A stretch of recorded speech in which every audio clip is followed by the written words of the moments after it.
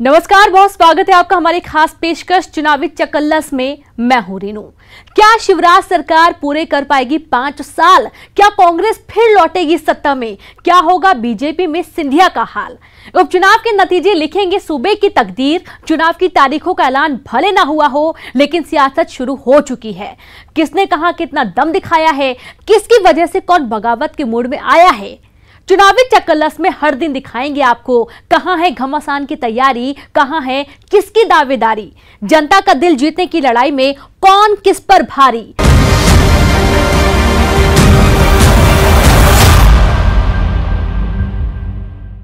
ग्वालियर चंबल की 16 सीटों पर मुद्दा इलाके के विकास का होगा या दलों की सियासत का? कांग्रेस यहां बिकाऊ नहीं, टिकाऊ के नारे पर चुनाव लड़ने की तैयारी कर रही है। उधर बीजेपी की दलील भी दिलचस्प कि कांग्रेस के पास तो उम्मीदवारों का टोटा है। कैबिनेट मंत्री इमरती देवी का कहना है कि कांग्रेस को तो उम्मीदवार भी ढूंढे नहीं मिल रहे। एक रिपोर्ट देखिए।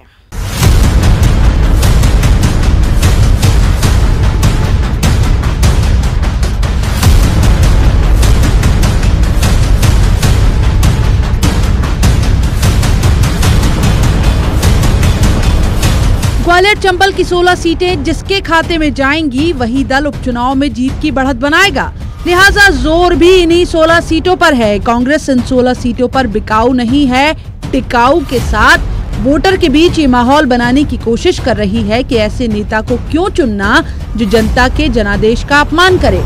ग्वालियर उपचुनाव के प्रभारी पीसी शर्मा के मुताबिक कांग्रेस कमलनाथ सरकार के 1.5 साल के विकास कार्यों को लेकर जनता के बीच जाएगी और दल बदल करने वालों की हकीकत भी जनता को बताएगी। भारतीय जनता पार्टी ने जो खरीद फरोख्त की है, बिकाऊ माल हो जा चुका है। अब कांग्रेस का जो टिकाऊ कार्यकर्ता है वो ये चुनाव लड़ेगा और कमलनाथ जी के नेतृत्व में जिन्होंने 15 महीने तक बहुत अच्छा काम किया इस प्रदेश के अंदर, कांग्रेस की जीत सभी सीटों पे होगी। हालांकि बीजेपी भी पलटवार करने में देर नहीं लगा रही। कांग्रेस छोड़कर बीजेपी में आए नेता पलटवार में कांग्रेस के सामने ही सवाल खड़े कर रहे हैं कि कांग्रेस के सामने तो अभी सबसे बड़ा संकट ये कि चुनाव मैदान में उतारें किसे। अभी तक तो पार्टी के पास 27 सीटों पर चुनाव मैदान में उतारने उम्मीदवार ही नहीं है।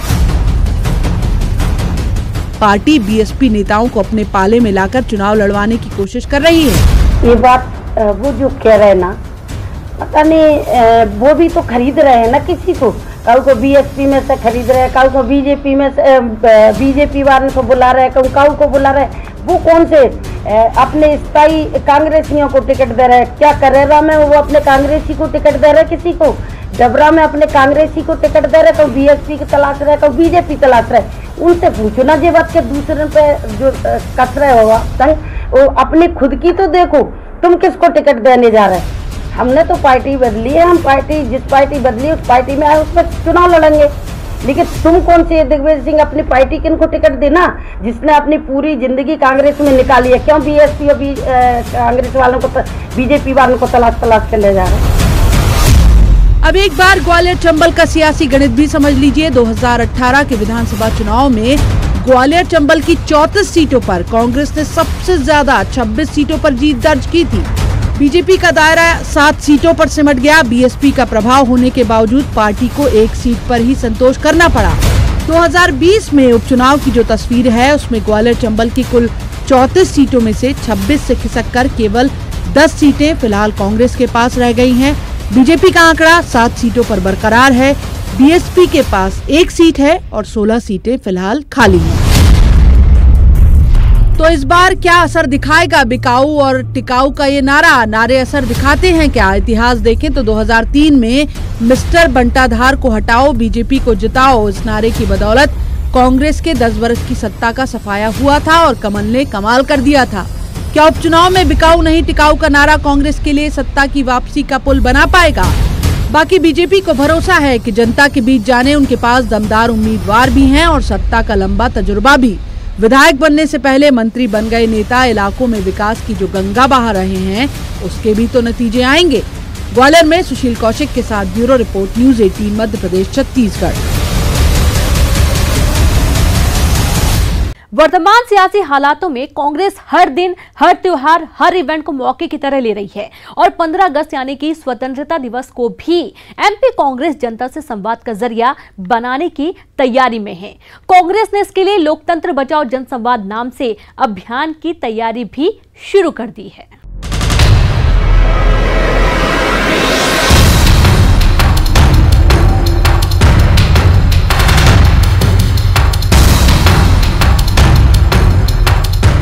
कोरोना संकट के बीच एमपी में उपचुनाव अभी दूर की कौड़ी नजर आती है। इसके बावजूद कांग्रेस बीजेपी दोनों पूरा जोर लगा रहे हैं। जहां स्वतंत्रता दिवस के मौके पर कांग्रेस 27 विधानसभा सीटों पर सोशल मीडिया के जरिए जनसंवाद की तैयारी में है। कांग्रेस की कोशिश है लोकतंत्र बचाओ जनसंवाद के माध्यम से दल बदल जैसे मुद्दे जीवित रखे जाएं। वोटर को बताया जाए कैसे उसके वोट का अपमान किया गया। पीसीसी चीफ कमलनाथ का संदेश भी जिला इकाइयों के अलावा लोगों तक पहुंचाने की तैयारी है ताकि जनता की सहानुभूति बटोरी जा सके। 15 अगस्त को तो सीधे कार्यक्रम होंगे। प्रदेश कांग्रेस कमेटी में कार्यालय पर कमलनाथ जी ध्वजवंदन करेंगे। जिला कांग्रेस कमेटियां भी अपने अपने जिलों में जहां उनके कार्यालय है वहां ध्वजवंदन करेंगी।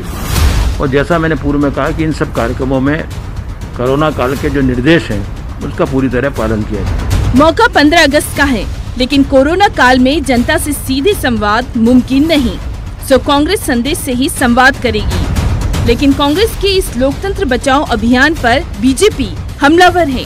बीजेपी नेता कहते हैं कांग्रेस के 15 महीने के कार्यकाल में पूरे प्रदेश में विकास थम गया था और अपने क्षेत्र के विकास के लिए कांग्रेस विधायकों ने कांग्रेस को ही अलविदा कह दिया। बीजेपी कहती है कि कांग्रेस लोकतंत्र बचाओ जनसंवाद की जगह कांग्रेस विधायक बचाओ अभियान चलाती तो ज्यादा बेहतर होता। उन्होंने वादा नहीं पूरा किया, इसलिए प्रद्युम्न जी हमारे भाजपा में आए, भारतीय जनता पार्टी में आकर के जैसे ही आए हैं वैसे ही 436 करोड़ की परियोजना 41,000 एकड़ सिंचित जो भूमि करेगी उसका भूमि पूजन करने के लिए जैसे ही कोविड थोड़ा सा खत्म होता है वैसे सीएम साहब जाएंगे। तो इस कारण से वो लोग भगते चले आ रहे हैं। जो भी कांग्रेस के हैं इसी कारण भग रहे हैं क्योंकि कांग्रेस से ही परेशान है।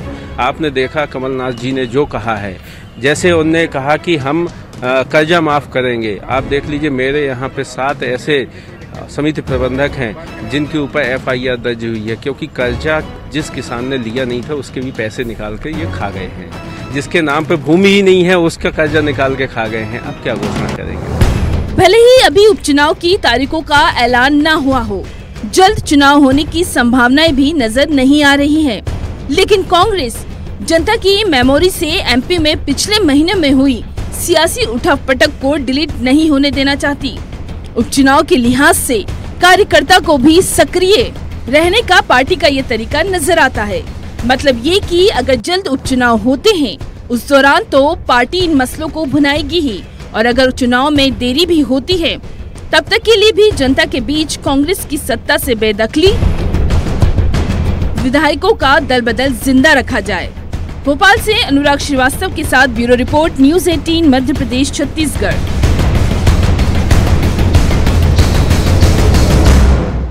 चुवानी चकलस में अभी सियासत के कई दांव देखे जाने बाकी हैं। करिए सिर्फ थोड़ा सा इंतजार, हम जल्द हाजिर होते हैं।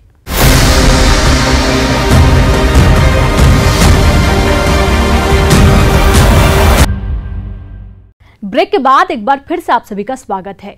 ये क्या हो रहा है भाई, ये क्या हो रहा है? सांवेर में ये क्या हो रहा है? सांवेर में चुनावी पोस्टर होर्डिंग से गायब है जो चेहरा। सवाल उसी सूरत को लेकर है कि आखिर ये हो क्या रहा है। सबसे पहले जहां चुनावी हलचल शुरू हुई उस सांवेर विधानसभा सीट पर किस चेहरे का गायब हो जाना बना है सवाल। देखिए इस रिपोर्ट में।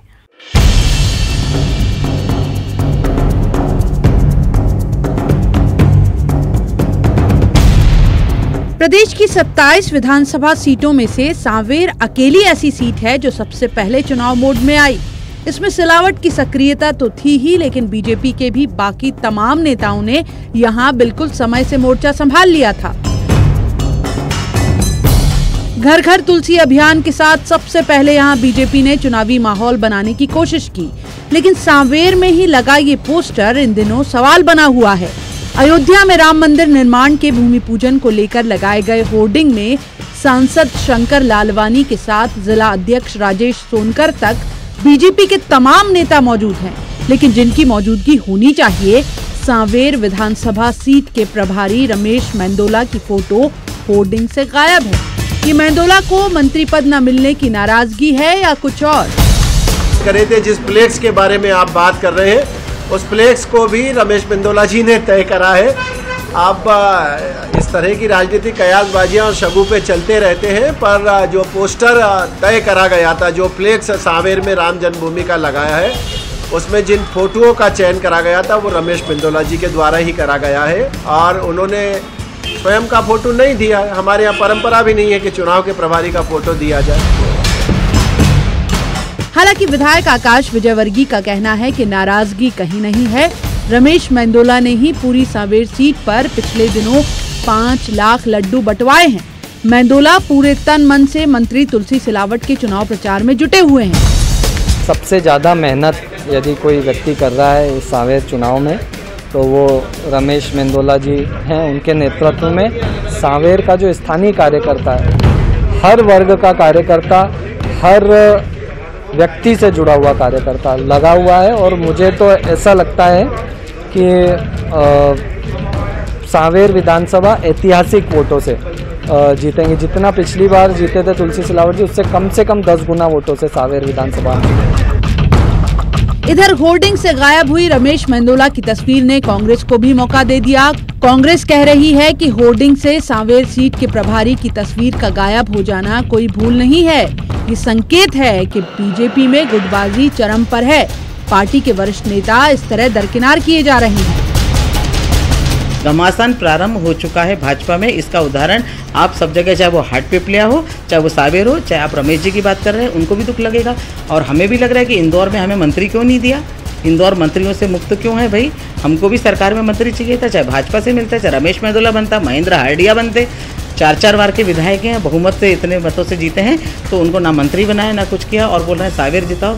राजेश सोनकर की सीट है, हर जगह लोग वहाँ पर प्रतीक्षा कर रहे थे। बरसों लोग की तपस्या हो जाती है, 20 वर्ष तपस्या करते हैं, तब दिन आता है चुनाव का। और उनके चुनाव पर जो कांग्रेस से गए हुए जो लोग हैं, जो गद्दार लोग हैं, उन्होंने कब्जा जमा लिया है और अपने साथ 100-200 लोगों को और जो लेके गए हैं, कहीं जगह खाली नहीं है। चाहे आप बदनावर को देख लीजिए, चाहे भंवर सिंह शेखावत को देख ली, उन्होंने कहा मैं काम नहीं करूंगा। ऐसे बहुत सारे लोग हैं जो भाजपा को बताएंगे, उनकी जगह याद दिलाएंगे। इसमें दो राय नहीं कि रिकॉर्ड मतों से चुनाव जीते रमेश मेंदोला को इस बार कैबिनेट में जगह मिलने की पूरी उम्मीद थी, लेकिन बैनर होर्डिंग से उनकी तस्वीरों का गायब हो जाना वाकई उनकी नाराजगी है या कुछ और। वैसे सिलावट ये अच्छी तरह जानते हैं कि सांवेर में सबकी साथ बेहद जरूरी है। इंदौर में अरुण त्रिवेदी के साथ bureau report, news 18 Madhya Pradesh Chhattisgarh. सावन के महीने ने विदाई ले ली है, लेकिन एमपी की सियासत में आरोपों की झड़ी लग गई है और बयानों की तेज बौछारें भी आ रही हैं। गुना में आखिर किस सियासी पार्टी पर मंडरा रहे हैं संकट के बादल? क्या कांग्रेस के घर में शुरू हो गई है महाभारत? लक्ष्मण सिंह दावा कर रहे हैं मजबूत संगठन हम बनाएंगे, लेकिन गुना में जो हुआ वो सवाल खड़े कर रहा है। कांग्रेस के घर में ये क्या हो रहा है, आप भी देखिए गुना में अतश्री आरोप कथा।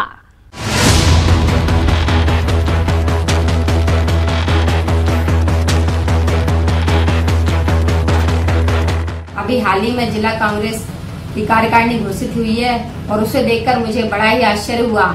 इसमें हमारे जो कांग्रेस पार्टी के कर्तव्यनिष्ठ कार्यकर्ता थे उन्हें नदारद किया गया है और ऐसे लोगों को लिया गया है जो पार्टी विरोधी गतिविधियों में शामिल हैं। हमने अपना संगठन खड़ा कर लिया है और हमारी तैयारी भी चल रही है और उपचुनाव में हम जीतेंगे। कितनी बुरी हालत कांग्रेस की हो चुकी है कि किसी का भी नाम उठा के वो दे देते हैं कि हमने अपनी कार्यकारिणी में इसको उपाध्यक्ष बना दिया, इसको महामंत्री बना दिया, इसको सचिव बना दिया, इसको विशेष आमंत्रित सदस्य बना दिया और उन लोगों को कोई जानकारी नहीं है इस संबंध में। कांग्रेस एक, रूप अनेक, कांग्रेस एक, बयान अनेक। कांग्रेस एक, कलह अनेक। अब इस कलह वाली कांग्रेस के दर्शन भी कर लीजिए, जहां विरोध के स्वर मुंह से झरझर कर रहे हैं। बयान में गुस्सा ऐसा कि थमने का नाम ही नहीं ले रहा। पहले जरा गुना में महिला कांग्रेस की प्रदेश महामंत्री नीलू कुशवाहा जो गुनाह बयां कर रही हैं, उसे सुन लीजिए। इन संगीन इल्जामों को सुन लीजिए। जिला महामंत्री के पद पर अरविंद श्रीवास्तव को नवाजा गया है, जिस पर पूर्व से ही बलात्कार का प्रकरण चल रहा है और वह इस प्रकरण में 1.5 माह की सजा भी काट चुका है और ये उक्त प्रकरण न्यायालय में आज भी विचाराधीन है। और अरविंद श्रीवास्तव अपने साथियों के साथ मिलकर हमारे आरोन शहर में जुआ सट्टे का कारोबार करते हैं। ये लोग गरीब भाई बहनों की जमीनों को हड़प कर भू माफिया का कार्य कर रहे हैं। यहाँ महिला कांग्रेस की प्रदेश महामंत्री नीलू कुशवाहा के निशाने पर हैं जिला महामंत्री अरविंद श्रीवास्तव, जिन्हें जिला महामंत्री पद देने पर महाभारत मच गई। जब कांग्रेस पार्टी महिलाओं के हितों की बात करती है, उनके सम्मान की बात करती है और 50% आरक्षण की बात करती है, जबकि इस कार्यकारिणी में महिलाओं को 1% भी आरक्षण नहीं दिया गया, एक भी महिला का नाम नहीं लिया गया, मैं इसकी घोर निंदा करती हूँ। उपचुनाव सर पर हो, लेकिन इन बयानों से आखिर कांग्रेस की कौन सी सूरत नजर आ रही है? क्या ये विरोध के स्वर नहीं? क्या कांग्रेस के घर में खुलकर गुटबाजी नजर नहीं आ रही है? हम इस विरोध की वजह बताएं, उससे पहले चाचौड़ा से कांग्रेस विधायक लक्ष्मण सिंह को सुन लीजिए, जो कह रहे हैं मजबूत संगठन बनाएंगे, लेकिन इस बगावती तेवर से वो कैसे पार पाएंगे? लेकिन संगठन खड़ा हो रहा है और कल भी मैंने ये बात कही थी, आज भी कह रहा हूँ, अब कांग्रेस पार्टी को कार्यकर्ता को आगे रख के काम करना पड़ेगा, हम लोगों को पीछे होना पड़ेगा, क्योंकि व्यक्ति विशेष से पार्टी नहीं चलेगी, ये संगठन से चलेगी, कार्यकर्ता से चलेगी। अभी जो हमने संगठन हम खड़ा कर रहे हैं या हुआ किया है, उसमें कार्यकर्ता ही सब कुछ है, हम लोग पीछे हैं उसमें। लड़ाई वो लड़ेगा, चुनाव वो लड़ेगा, जीतेगा वही, जीत का श्रेय भी कार्यकर्ता। तो अब आपको असल कहानी बताते हैं।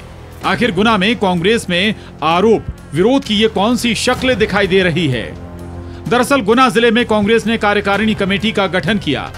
कार्यकारिणी में शहर और ग्रामीण क्षेत्र को मिलाकर 20 से ज्यादा उपाध्यक्ष और 30 से ज्यादा महामंत्री बनाए गए, जहां कांग्रेसी नेता इसी कमेटी के गठन के खिलाफ खुलकर नाराजगी जाहिर कर रहे हैं। कितनी बुरी हालत कांग्रेस की हो चुकी है कि किसी का भी नाम उठा के वो दे देते हैं कि हमने अपनी कार्यकारिणी में इसको उपाध्यक्ष बना दिया, इसको महामंत्री बना दिया, इसको सचिव बना दिया, इसको विशेष आमंत्रित सदस्य बना दिया, और उन लोगों को कोई जानकारी नहीं है इस संबंध में। कांग्रेस के कंधे पर सबसे बड़ी जिम्मेदारी है जिले में नए संगठन को खड़ा करना, लेकिन कार्यकारिणी के गठन के बाद जो तस्वीर सामने आई, उसने तो कांग्रेस के अंदर ही सियासी तूफान ला दिया। लेकिन फजीहत तो तब हुई जब सिंधिया समर्थकों को भी कांग्रेस ने इस कार्यकारिणी में शामिल कर लिया, जिसके बाद इन सिंधिया समर्थकों ने पंचायत मंत्री महेंद्र सिंह सिसोदिया से इसकी शिकायत कर डाली। जो गए हैं उनसे और अच्छे, अधिक सशक्त कार्यकर्ता हमारे जो जिला अध्यक्ष हैं, दोनों शहरी और ग्रामीण, उन्होंने खड़ा किया। बहुत अच्छा संगठन खड़ा हो रहा है, आप देखना नतीजा। गुटबाजी का आरोप कांग्रेस पर हमेशा लगता आया है। कहीं ऐसा ना हो कि कांग्रेस के घर मचे इस घमासान का फायदा विरोधी उठा कर ले जाएं। सवाल है कि विरोधियों से ज्यादा क्या अपने घर को संभालने की चुनौती कांग्रेस के लिए गुना में ज्यादा बड़ी है? गुना से विकास दीक्षित के साथ bureau report, news 18, Madhya Pradesh, Chhattisgarh. और इसी के साथ चुनावी चकलस में फिलहाल इतना ही। मुझे दीजिए इजाजत। नमस्कार।